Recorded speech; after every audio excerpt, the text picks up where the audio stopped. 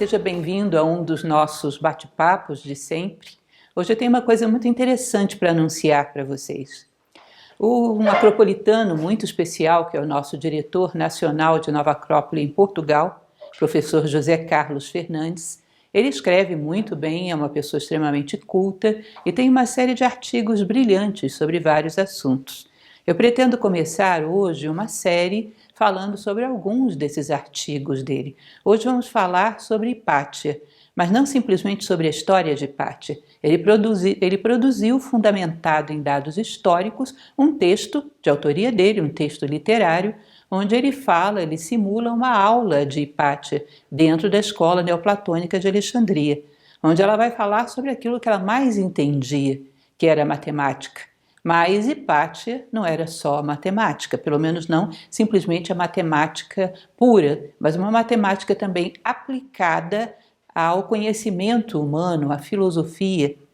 E não era só ela que fazia isso, nós sabemos que ao longo da história até o próprio Isaac Newton, tão conhecido por nós, tinha todo um estudo filosófico por trás da sua física. Então, nós vamos conhecer um pouco mais de um outro lado de Hipátia.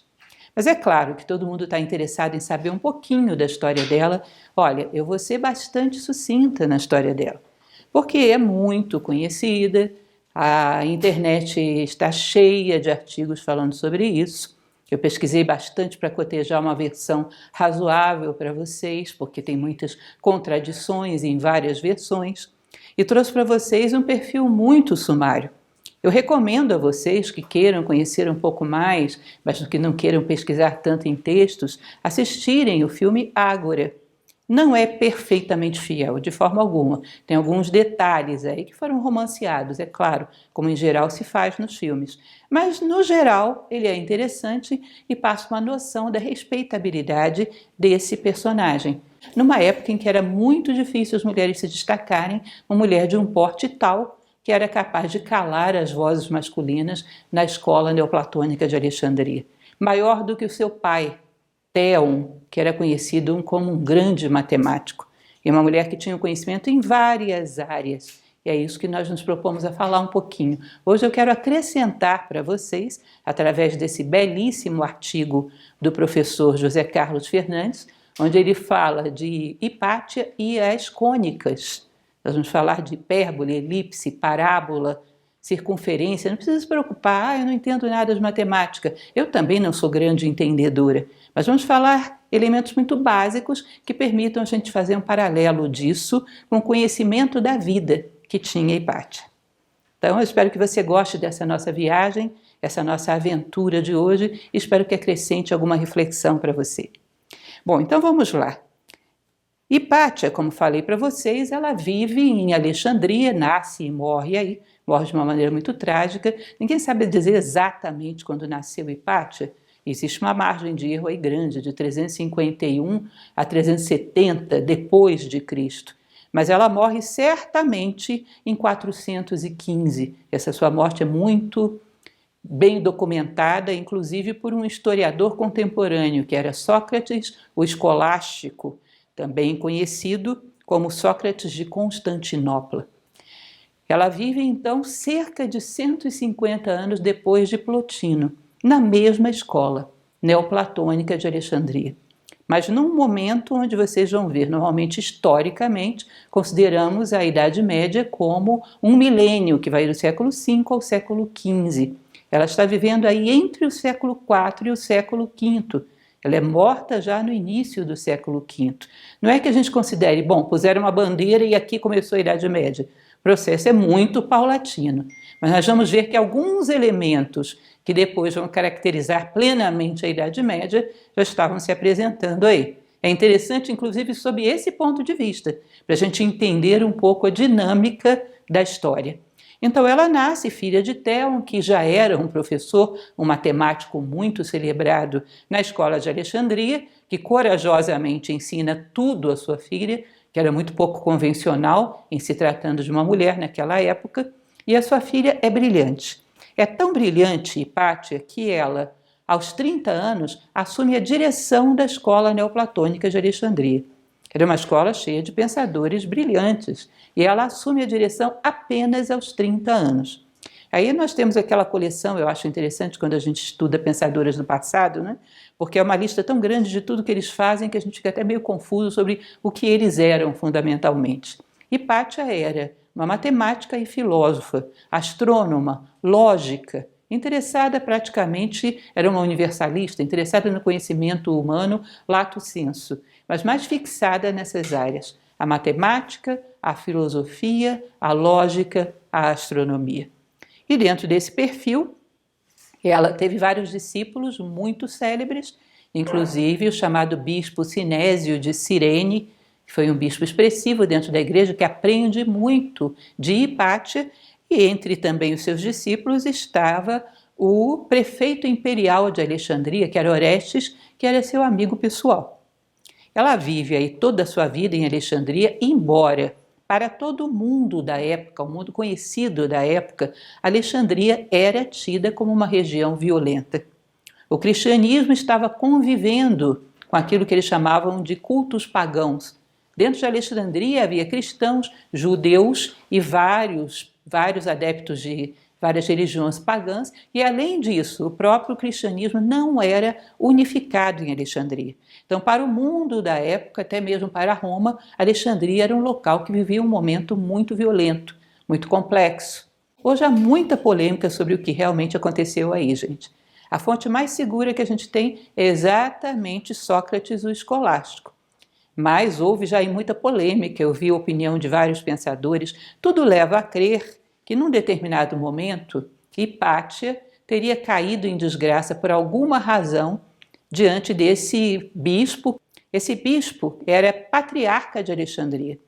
Quando Hipátia começa os seus estudos, ele ainda não havia ido para Alexandria. Quando ele assume, ele entra num conflito imediato com esse prefeito imperial.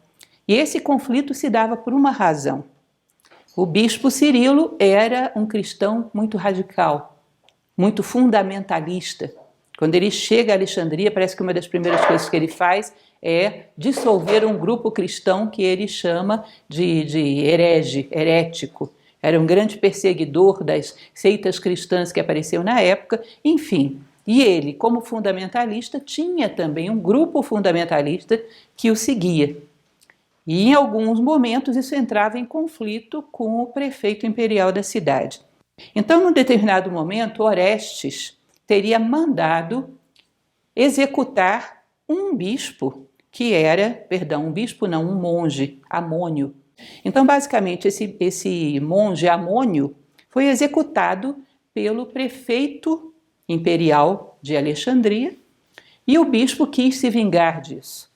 E para ele se vingar, ele incitou o ódio nas pessoas que seguiam os seus ensinamentos para que matassem Hipátia.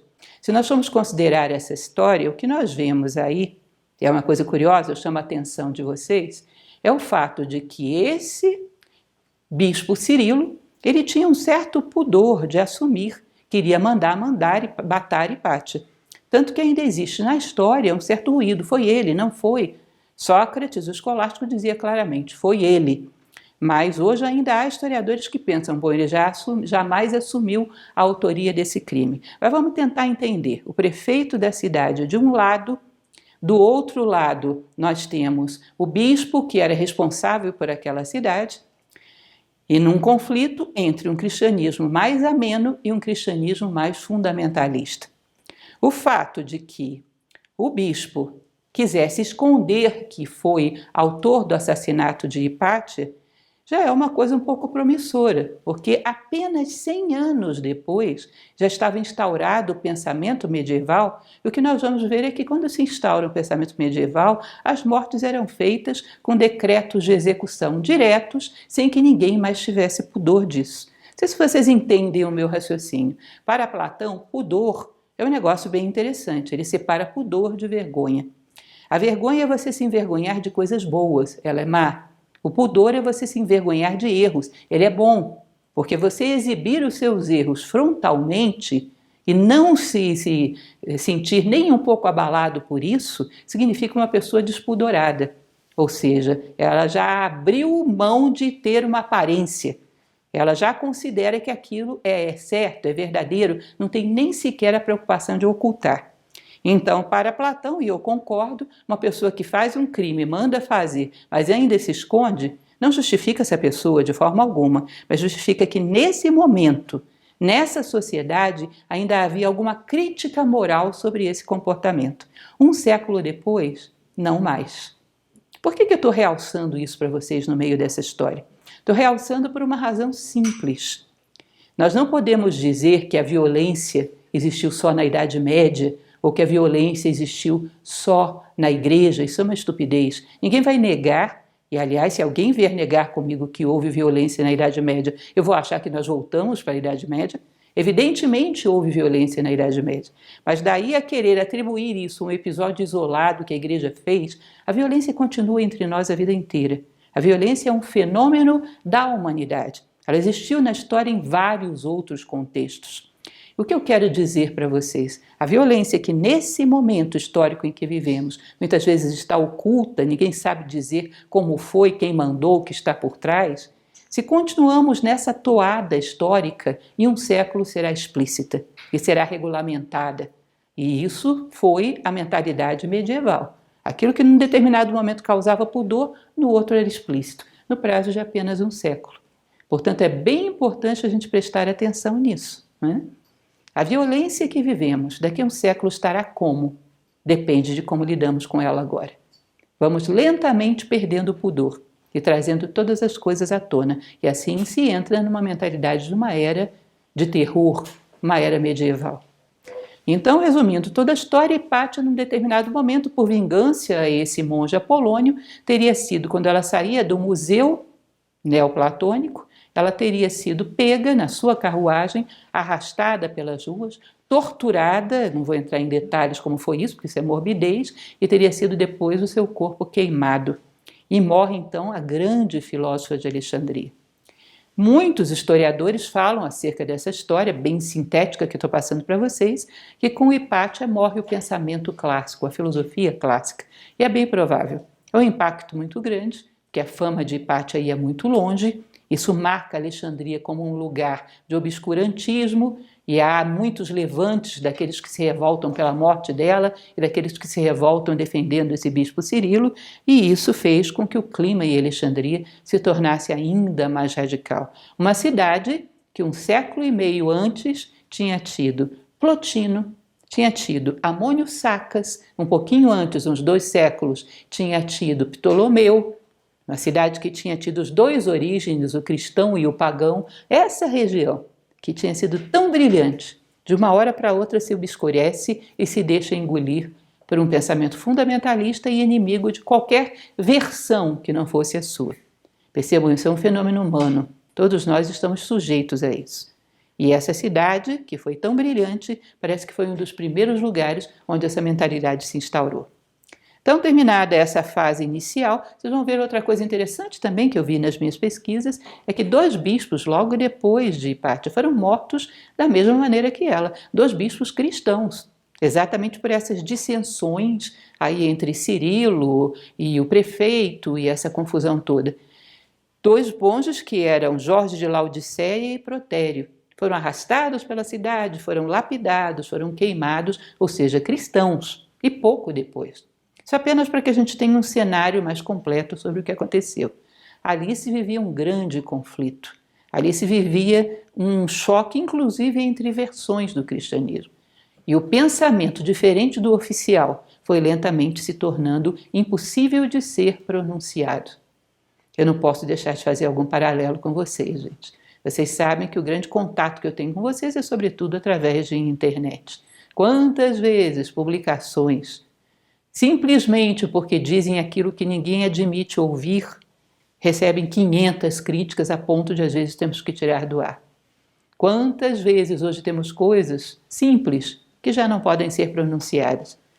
Não vamos ser iludidos, isso acontecia nessa época, como era obscuro. Vamos olhar um pouco para o momento em que a gente vive, vamos ver que estamos ficando bem fundamentalistas também. Fundamentalismo é um fenômeno que se espalha por todos os tempos, porque não é de um movimento, é da humanidade. Então, continuando essa historinha, que não é o principal da nossa história, eu trouxe para vocês, então, uma lista simples do que se diz que teria sido ajudado, porque, na verdade, isso também é complexo. Aquilo que teria sido escrito em conjunto por Hipátia e seu pai, Theon. Sabe por que é complicado? Porque, mesmo que fosse só dela, é provável que se colocasse como coautoria. E dessas coisas não sobrou nada, tudo se perdeu.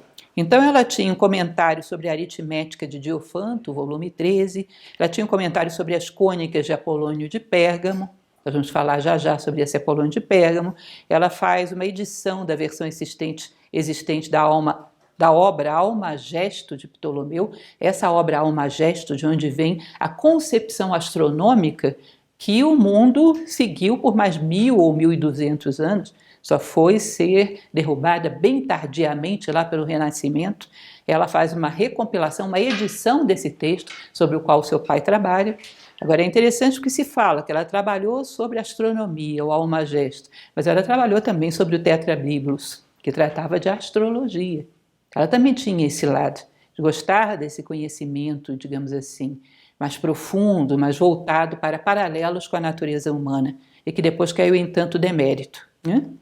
Ela trabalhou também sobre a obra Os Elementos de Euclides e parece que ela tinha um texto de autoria própria, que era o Cânone Astronômico.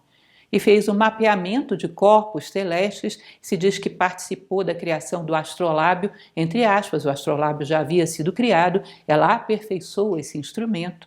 Enfim, o que sobrou disso? Absolutamente nada. Comentaristas, doxografia, pessoas que dizem, parece que ela dizia tal coisa. O mesmo Sócrates que citei ainda há pouco para vocês, e outros citam, talvez, até mesmo alguns dos pensadores da academia platônica, como Próclo, citam algumas coisas que podem ter ficado aí, que podem ter existido nessa escola de Alexandria como um todo, não é certo? Quando se queima a biblioteca de Alexandria, provavelmente o que havia sobre Hipátia vai embora.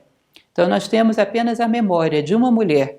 Se diz que de todos os lugares do mundo, quem tinha dúvidas sobre matemática procurava Hipátia e não saíam sem resposta, numa época que a opinião feminina era muito pouco valorizada. E olhem que era uma mulher e ainda mais uma mulher jovem, que ela assume a academia com 30 anos, morre em torno de 45, considerando que a data do seu nascimento é dúbia, não dá para a gente saber exatamente, mas já era uma autoridade nesse momento histórico, tá certo? Bom, vamos lá então falar um pouco a respeito desse tratado em especial. Hipátia parece que tinha uma especial atenção a esse tratado sobre as cônicas de Apolônio de Pérgamo.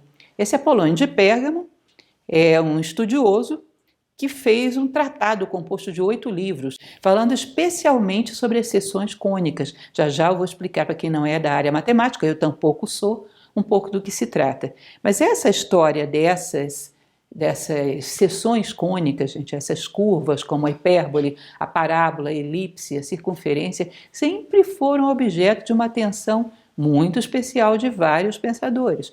Euclides, um século antes de Apolônio de Pérgamo, já falava sobre elas, mas parece que Apolônio, nesse seu tratado, que foi todo revisto e comentado por Hipátia, faz o que havia na época de melhor sobre esse assunto. Há muita coisa relacionada a essas seções cônicas, porque há, segundo se diz em várias escolas, um paralelo entre essas curvas e algumas coisas, algumas concepções a respeito da criação do universo, do papel do homem, ou seja, haveria um universo simbólico que se utilizava essas cônicas para explicar.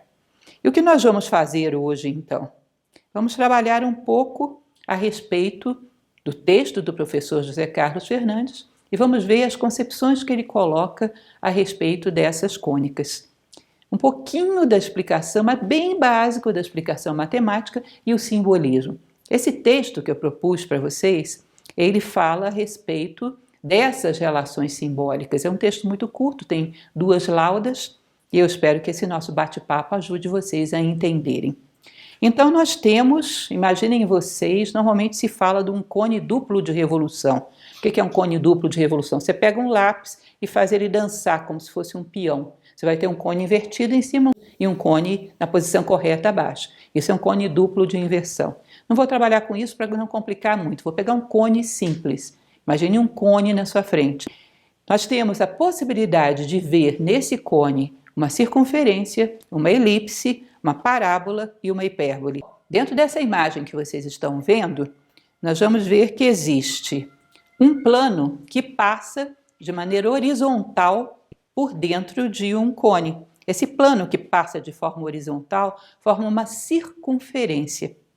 Agora, se você pega esse pedaço de papel, esse plano, seja lá o que for que você está passando por dentro desse cone, e inclina um pouquinho, você vai ver que você já não tem mais uma circunferência. É uma circunferência alongada, que eles chamam de elipse.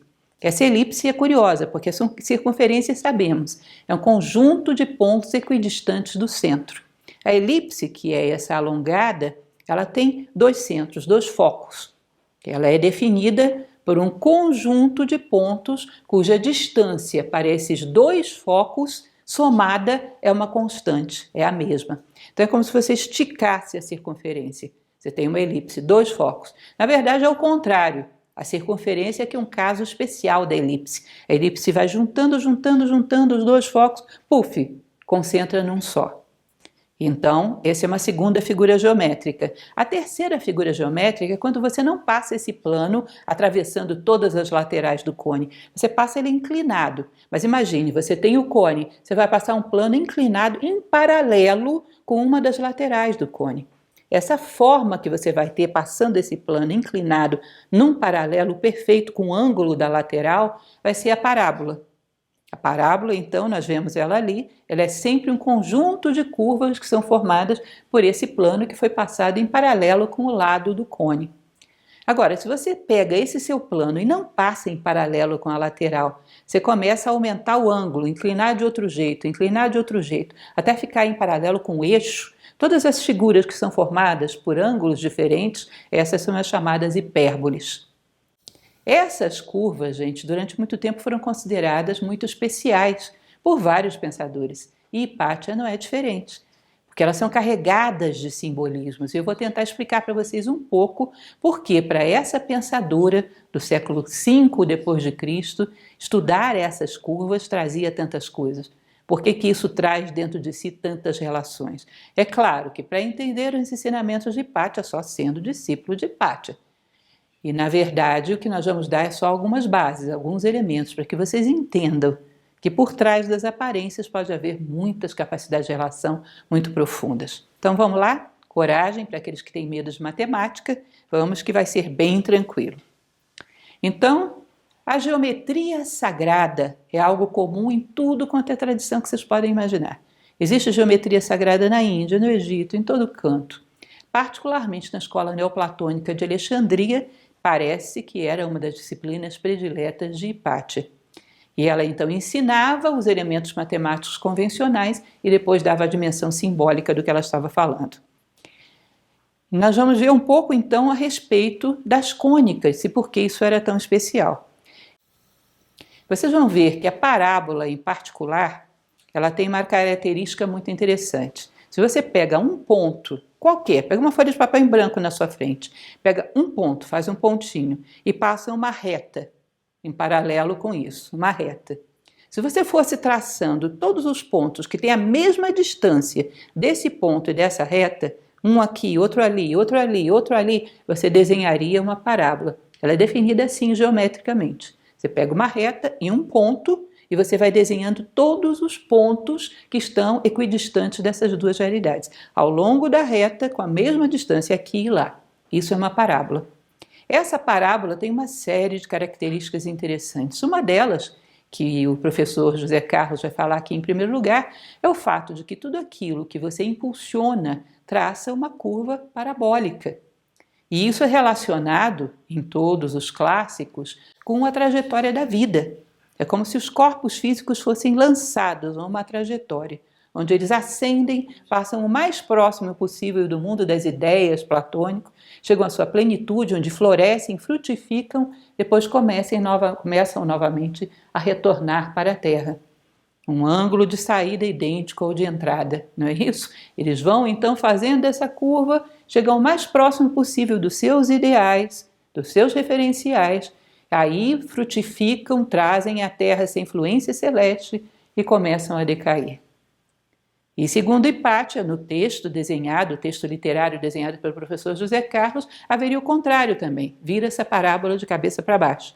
Você vai ver que existe um movimento da alma humana, dessa essência humana que está presa dentro da matéria, que é o inverso, é uma parábola de cabeça para baixo. Ela vem descendo, chega o mais próximo da Terra possível, veste uma vestimenta física, espelha-se na matéria, dá o seu recado, vive a sua experiência e volta a ascender. Então se diz que essa seria a curva da vida. A aparência, ou o corpo físico, o mundo físico, chega a um ponto de ascensão e decai. E a essência chega a um ponto de descenso, chega o mais próximo possível da matéria e depois ascende novamente.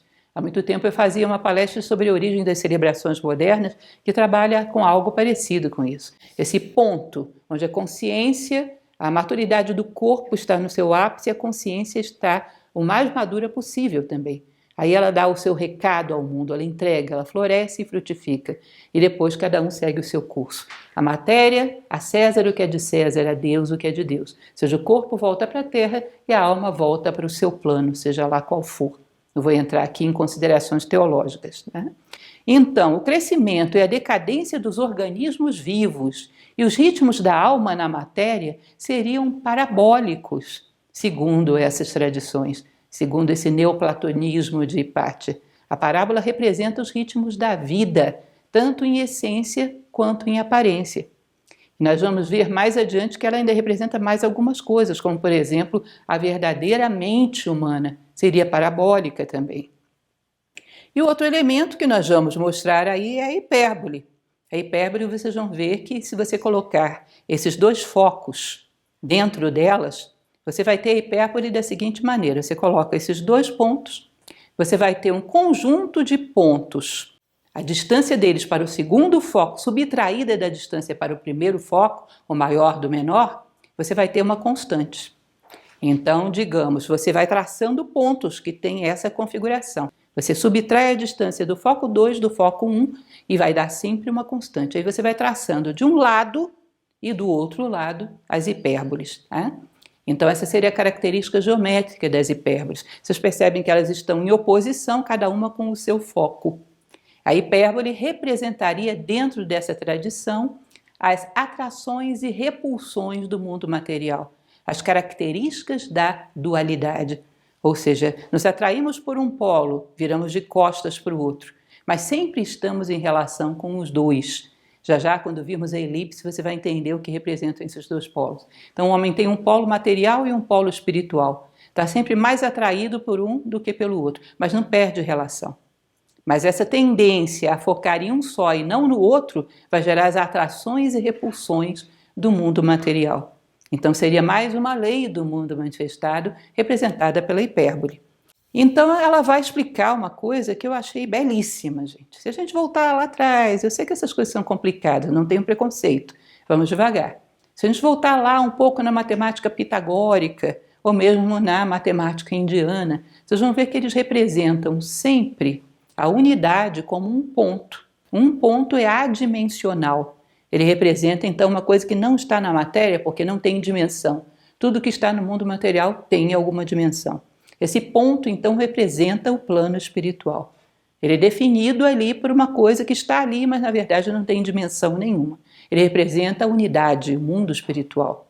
Enquanto que uma reta, segundo dizia o próprio Euclides, e depois nós vamos ver posteriormente Blaise Pascal falando coisas parecidas, uma reta é definida por união de dois pontos. Tá? Necessariamente, Pascal dizia, entre dois pontos passa uma única reta. Ou seja, dois pontos definem uma reta.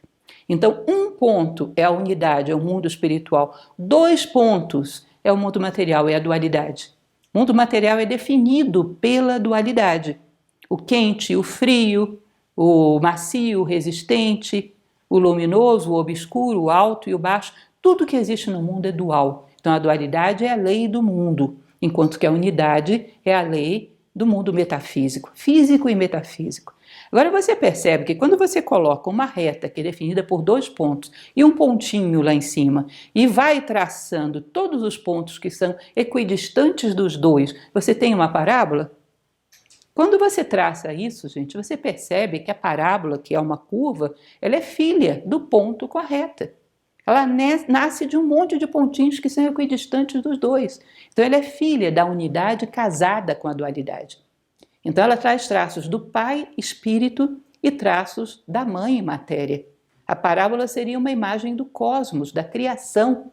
E daí ela ter características tão interessantes. Daí ela representar o grande ciclo da criação, que é exatamente os ciclos de ascensão e decadência, os ciclos de descida e volta para casa. Ou seja, o comportamento da parábola representa o ciclo da vida. Ela seria o primeiro filho da unidade casada com a dualidade. Uma curva. O casamento do espírito com a matéria tem um filho, que é a vida. E isso é representado geometricamente para essas tradições pela parábola. Tá certo? Nós vamos ver, ela vai falar também uma outra coisa muito interessante, ele vai falar, o texto do professor José Carlos, ele fala que quando você está jogando essa bola com seu amigo e joga com um impulso muito forte, imagina que você tivesse essa força e essa capacidade, não é uma coisa humana, seria um impulsionador de foguetes, pudesse projetar essa bola tão alto, ela poderia talvez fazer uma trajetória que a Mãe Terra não a puxasse mais. E ela poderia, talvez, se perder numa região que não fosse mais puxada para a Mãe Terra, embora ainda permanecesse uma bola com uma superfície de couro, ou seja, uma coisa material. Isso representa a ideia de um sábio, que às vezes é capaz de turbinar a sua consciência tão alto que, mesmo ainda estando dentro de um corpo, seja capaz de não ser mais tão atraído pela matéria assim. Seria, digamos, uma comparação, um simbolismo da sabedoria. Imaginem vocês uma bola de couro que dentro dela existe ar. Vocês sabem, quem já tentou jogar a bola vazia, que ela não sobe nada. Ela sobe exatamente por estar bem cheia, com bastante ar lá dentro. Todo jogador de futebol sabe disso. Então, o paralelo que é feito é imaginar esse ar que está aí dentro como o espírito. Se você soltar, ele sobe. E o couro que o envolve como matéria. Se você o esvaziar, ele cai. São duas coisas que, combinadas, podem ter um impulso muito grande, chegar muito alto. Mas, salvo em raríssimos casos, onde perdem a atração da Terra, ele vai fazer a curva parabólica e voltar ao chão. Sabe o que significa? Isso é a vida. Você, a tua essência, presa por uma carapuça material, que a tua consciência você está tentando impulsionar lá para cima, para chegar o mais próximo possível desse mistério do universo, da sabedoria, mas que necessariamente, num determinado momento, a bola cai, se esvazia e essa essência volta para o seu mundo. Isso é um paralelo interessante que era feito.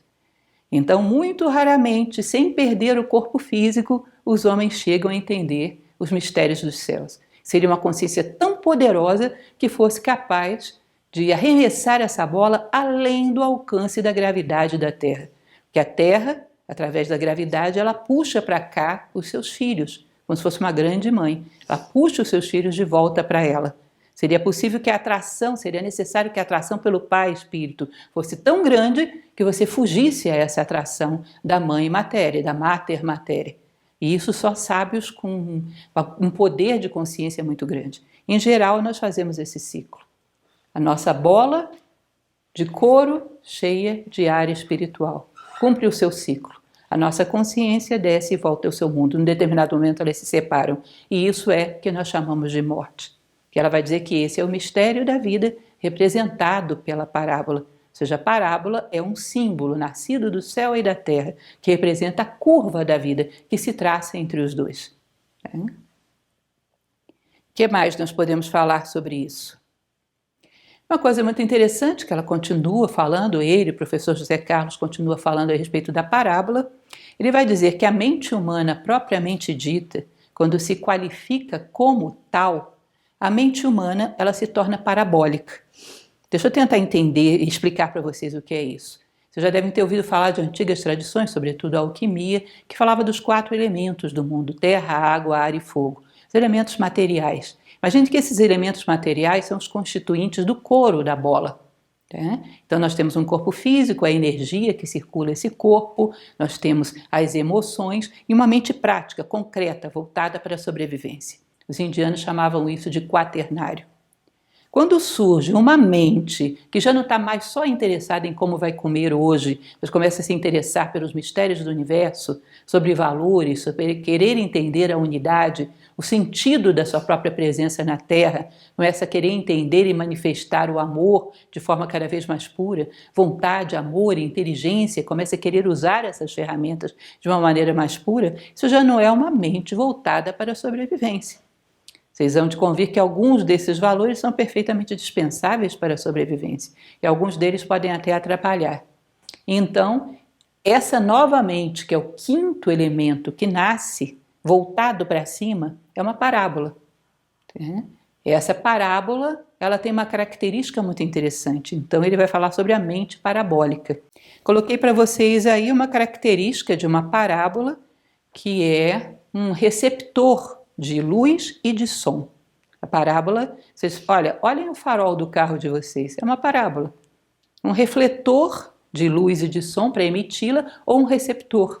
Por que a parábola é tão boa, gente?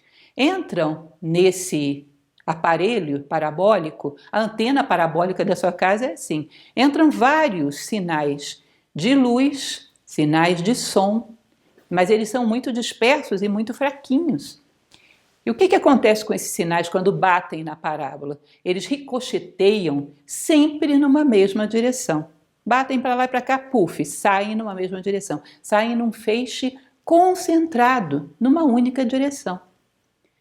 E aí o professor José Carlos fala nesse artigo que a mente verdadeiramente humana, o quinto elemento, é uma mente parabólica, que ela é capaz de receber os impulsos do mundo de todos os tipos, de cor, de luz, de som, de todos os sentidos, receber tudo isso e canalizar numa única direção, que é essa direção da nossa estrela, essa direção do ponto que deu nascimento à parábola. Ou seja, essa mente humana parabólica, ela é capaz de pegar tudo que ela recebe de impulso, de matéria-prima e gerar um laser mirando para o seu ideal, mirando para o destino da sua vida, para a sua verdadeira identidade. Então ela canaliza todos os impulsos em vontade, amor e inteligência e, mira para um único objetivo, que é o seu ideal.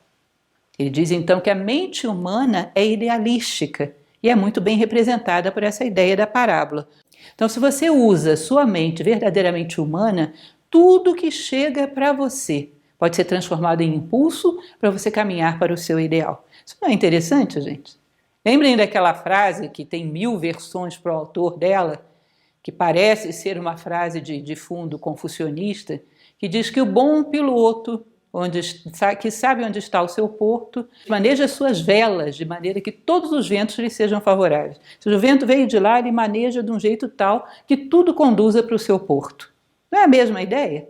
Saber manejar as velas de maneira que todo vento te leve para o teu porto previamente escolhido é manejar todos os impulsos que chegam na tua mente parabólica para que ela focalize num ponto só, te leve ao teu ideal.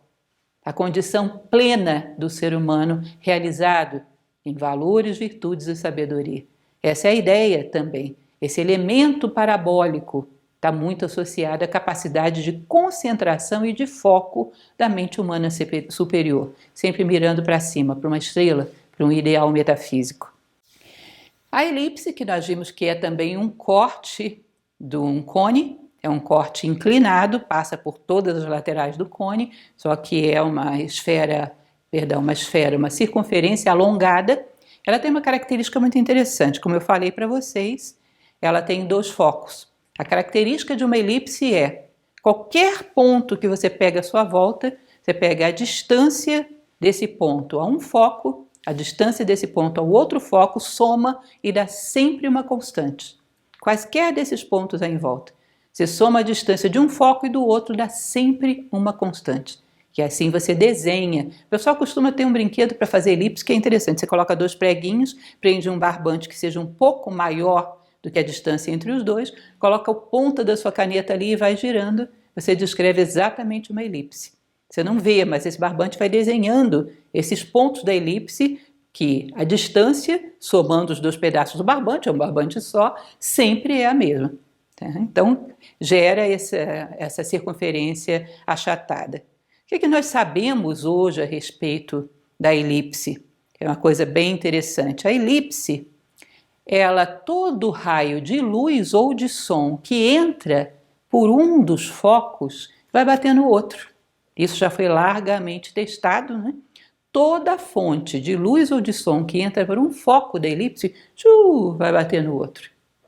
E aí entra o aspecto da chamada geometria sagrada, que diz que no universo, em geral, tudo é elíptico. Nós sabemos que Johannes Kepler dizia da órbita elíptica da Terra em torno do Sol. O Sol ocupa um dos focos.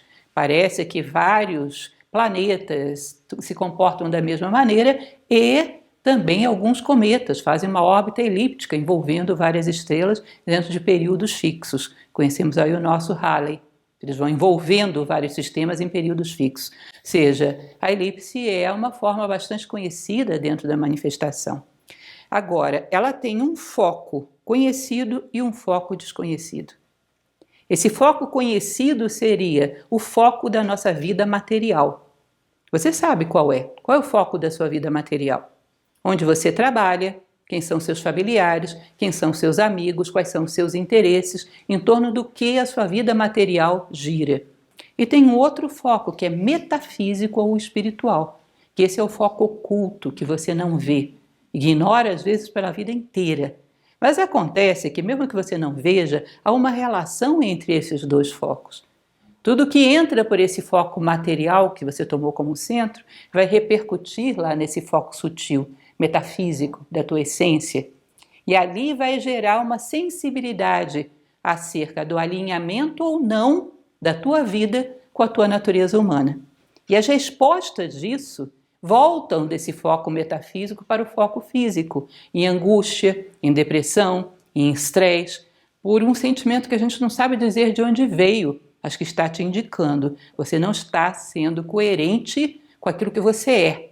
Você está coerente apenas com a existência e não com a essência. Às vezes nem com a existência, né? Então essa angústia existencial que temos, que vem do metafísico para o físico, segundo essa geometria sagrada, seria um efeito dos focos da elipse. Eles estão em estreita comunicação, embora um seja visível, o outro invisível. Um foco manifestado, outro foco oculto. Que aí nós ficamos na nossa vida, bom, parece que está tudo tão certinho. Eu tenho um emprego, eu ganho bem, tenho uma boa família, tenho amigos, está tudo certinho, mas existe em mim uma angústia que eu não sei de onde vem. Você tem um outro foco na sua vida, que se não o descobre, não o integra, ele vai estar em permanente comunicação, mostrando que metade de você não foi realizado e que muito da sua vida física não está coerente com a tua essência humana.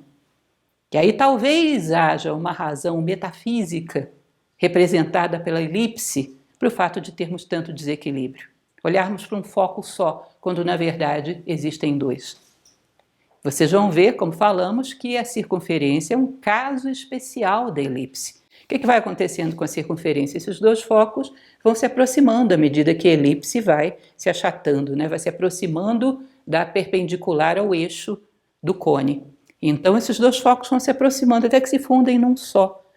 Quando o centro da tua vida física e metafísica são um só, você é um sábio. Ou seja, você gira em torno não apenas da sua sobrevivência, mas da sua vida espiritual. Você gira em torno não apenas da concorrência, da conveniência, de preferência, nem isso. Você gira em torno de uma vida digna de um ser humano. Sobrevive sim, mas sem sacrificar a vida. Não rasteja para sobreviver. Não deixa de ser humano para poder estar no mundo. O ser e o estar estão em perfeita harmonia. Aí, pumba, essas duas coisas colam. Aí vem a circunferência que dizia Platão no seu Timeu, que é a mais perfeita das formas, porque aí todos os pontos da sua vida são igualmente atendidos por um centro. E esse centro integra céu e terra. Entendem isso? Eram dois, você ignorava esse. Aí começou uma comunicação aqui que produziu uma infelicidade terrível em você. E você começou a procurar que outro centro existe na sua vida. Começou a aproximá-los, eles se fundem. E agora você integrou céu e terra dentro de você. E toda a sua vida está harmonizada em torno disso. Por isso a mais perfeita das formas. Por isso o círculo é a representação da consciência de um sábio. ele vai falar uma coisa interessante em relação à vida de um ser humano, uma criança. A criança vive uma circunferência, embora ela não tenha nenhuma sabedoria, seja ainda muito inconsciente, tem uma sabedoria natural que a natureza lhe dá pela sua pureza, mas ela tem um centro, que são os seus pais. Se gravita em torno daquilo, está equilibrado, é feliz, daquele mundo idílico, do qual muitos de nós temos muita saudade. Num determinado momento você pega e alarga isso, porque ela tem necessidade de experiência, coloca um outro foco. Aí vem a vida social, vem a escola, vem os amiguinhos, vem a integração com o mundo. Ela começa a oscilar em torno desses dois focos. Às vezes valoriza mais um, à medida que os anos vão passando, tende a valorizar mais o outro. Aí chega um determinado momento do desenvolvimento dela, da idade, que ela já não quer girar mais em torno desses focos. Ela quer viver a sua própria experiência. Aí se rompe a elipse e ela se torna uma parábola. Aí ela vai viver essa experiência, vai subir a sua consciência, que é o que deveria fazer, por iniciativa própria, até chegar o mais próximo possível do seu céu de possibilidades, o ápice da parábola, vai aí pegar os seus frutos celestes, germinar na terra, realizar a sua obra e depois começar o seu descenso. É certo? E isso seria interessante porque quando ela realiza esse processo, ela usou quase todas as cônicas, né? Disse que a representação de um homem que chega a cumprir a sua trajetória com sucesso e realmente frutifica no mundo, ele chega a ser como a circunferência do sábio. Ou seja, por isso se diz que a vida do homem é duas pontas. A sabedoria da infância é inconsciente e depois da parábola, uma vida bem vivida, você se torna a sabedoria consciente. É a circunferência com aquele ponto. Você percebe que normalmente esse ponto, esse centro da vida do homem sábio, ele não está mais no mesmo plano físico. É um centro que está no plano das ideias, é algo mais elevado. Então o sábio, na verdade, ele não é uma circunferência, ele é um cone. Ele vai buscando esse ápice da sua vida, essa sua estrela, esse ápice do cone, numa espiral, que é uma outra forma muito misteriosa que fala sobre como evolui a consciência humana, passando várias vezes pelo mesmo ponto, mas cada vez com um pouquinho mais de luz. Então a circunferência sobe o seu ápice e você volta ao cone. E o cone vai gerar a espiral, que é como essa consciência se eleva para chegar até a sabedoria, passando cada vez pelos mesmos pontos, com um pouquinho mais de sabedoria, até dominar todos os pontos da experiência humana e tomar o ápice lá no alto, muito parecido com a sua árvore de Natal, onde você coloca uma estrela de 5 pontas, né? Representa esse sucesso na escalada humana. Percebe como está tudo interligado dentro dessa figura que é o cone? E não é à toa que desde o mundo celta, essa data, que estava muito associada ao solstício de inverno, está diretamente ligada ao cone. E o solstício de inverno é exatamente um momento de renascer em outro plano, renascer no plano espiritual. Blaise Pascal, ele viveu no século XVII, gente, quando ele tinha 16 anos, vocês ouviram? Ele escreveu seu primeiro livro, que era exatamente um ensaio sobre as cônicas. Vocês verem como é que todo matemático gosta dessas benditas cônicas, com 16 anos, que é uma referência até hoje. E nesse ensaio sobre as cônicas, Pascal ele vai dizer que uma cônica pode ser definida por 5 pontos. Assim como você precisa 2 pontos para definir uma reta, que ele também reforça essa ideia, que veio lá de trás, precisa 5 pontos para você definir uma cônica. E aí o professor José Carlos insiste nesse ponto. Olha que coisa interessante, 5 pontos, porque 5 pontos é o que você precisa para definir também um ser humano. Exatamente o pentalfa pitagórico, o homem vitruviano de Leonardo. É quando os 4 elementos materiais, seja corpo físico, energia, emoções e a mente prática, são dominados por um 5º elemento, triangular ou cônico, né? Que é a mente parabólica, essa mente receptiva, que é capaz de receber todas as energias desse mundo e do outro e canalizar numa única direção. Tá? Então o número 5 é o número das cônicas. E o número 5, inclusive dentro da década pitagórica, é o número do homem. É o homem vitruviano, é o pentalfa pitagórico. Para quem já estudou sobre templários, os templários eles tinham um ensinamento muito interessante, porque eles pegavam essa estrela de 5 pontos, viravam de ponta cabeça, e se transformavam num bode, o Bafomé. Eles diziam, quando no homem a mente superior é subjugada pela matéria, ele vira um bicho. era o bode, o Bafomé, que depois isso deu uma confusão tremenda porque disseram que eles adoravam o bode, não era bem isso. Né? Era uma representação do homem que inverteu a estrela de 5 pontos. E a sua mente superior, humana, ligada a valores, ligada a virtudes, a sabedoria, foi subjugada pela sobrevivência. Então são muitas as tradições que falam do 5, associado à estrela de 5 pontas ou não, o 5 associado à natureza humana.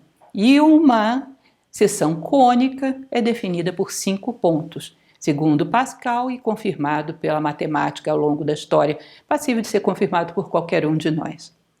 Percebam algumas coisas interessantes, então, para apenas sintetizarmos a nossa palestra. Uma mulher que viveu num determinado momento, do início do século V, final do século IV, no meio de um conflito e divisões entre o cristianismo e paganismo, ali um anúncio do que viria a ser a Idade Média. Sacrificada, ninguém sabe dizer exatamente por quê, mas com certeza porque conhecia mais do que devia. E que dentro da escola neoplatônica de Alexandria ensinava matemática como matemática pura, abstrata, mas também matemática aplicada à compreensão do universo. E não é a única, porque a geometria sagrada, vocês vão ver, existe para tudo quanto é canto, para várias tradições da antiguidade. Passaram-se os tempos, esse pensamento clássico que ficou morto aí foi desenvolvido por alguns outros pensadores. Nós vamos ver que o próprio Isaac Newton era um grande pesquisador de coisas que eram mais do que meramente a física pura, e por outros homens ao longo da história. E hoje temos aqui não como uma verdade absoluta, mas como um convite à reflexão. Quando eu falo para vocês, quando saímos na rua e observamos um comportamento da natureza, a maneira como a árvore sacode, a maneira como a água se comporta, isso para a gente tem um ensinamento, isso tem valor. A natureza é inteiramente pedagógica. Então, uma mulher como Hipátia pegava fatos da geometria, seja matemática pura, e aplicava para a compreensão da vida, porque ela dizia, é a mesma lei. Se vocês pegarem o finalzinho da República de Platão, eles vão dizer, quando você entende profundamente um processo, você abstrai daí uma lei, que pode se aplicar em qualquer outro processo da vida. Ou seja, de uma situação que funcionou perfeitamente bem, você abstrai uma lei que te permite entender 1000 coisas do universo manifestado, porque ele é todo costurado por leis, tá? As mesmas, aplicadas em todos os lugares. Então ela pega essas cônicas, que para a gente parece simplesmente uma curiosidade matemática, e vai explicar grandes mistérios do universo manifestado. E, acreditem ou não, filosofia não é um sistema de crença, gente. Eu não estou pedindo para vocês acreditarem. Tampouco eu acredito em muita coisa. Eu vou verificando a partir da minha experiência. E eu tenho aquilo que de melhor vi até agora. E levo isso em consideração como uma convicção provisória. Mas estou sempre disposta a crescer. Estou aprendendo isso, sou um aprendiz de filósofo. E uma das coisas que eu mais quero é inseminar semente de filosofia em vocês, que é uma mentira, porque elas já estão aí. Eu quero apenas cultivar. Elas estão dentro de qualquer ser humano. Ou seja, não estou dizendo para pensarem como eu, estou dizendo pensem. Não estou dizendo para pensarem como Hipátia ou como o professor José Carlos. Estou dizendo simplesmente pensem. Será que tudo isso é um jogo de coincidências? Ou existe alguma reflexão que se pode fazer sobre isso?